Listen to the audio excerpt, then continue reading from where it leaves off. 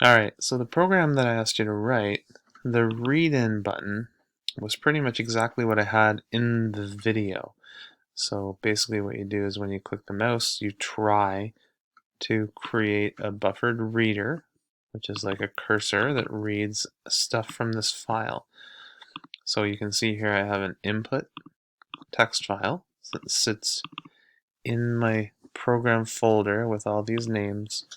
And when I click the button, it's going to read one line.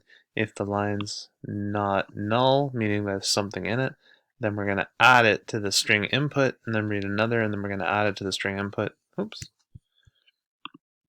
And keep going and going and going. And then once we're done, we're going to show it to the user. So really all you had to do was kind of copy this code and it should work. So that there, if I click on my blue button, you'll see it will read the information from the file and it puts it on the screen. Okay. For the right one, I did have an unexpected issue, so I just wanted to show you how this worked. But what you do again is very similar to what we did in the video with the try catch.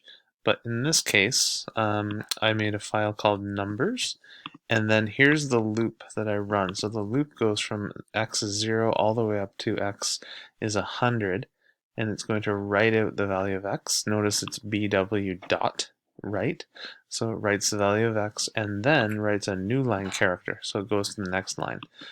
But here's what happens when I run it, and this is what I didn't expect. So if I hit the hit the red button and go check on the files, you can see that it's not numbers. What we see here are a whole bunch of characters. And basically what we're seeing here is all of the characters that are represented by 0 to 100. Your computer encodes every single character with a number. And so the computer thought I meant spit out all the characters that are represented by these numbers. For example, I happen to know that 65 represents capital A, and that 66 would represent capital B, and so on. So if you ran into that, don't worry about it. I didn't expect that problem. But if I double click on write out, here's how to fix it. Instead of making this an int, which is a very simple variable, I change it to integer. And now this x here, x is a capital integer, and x now has a whole bunch more methods. If I hit control space, one of those methods is toString.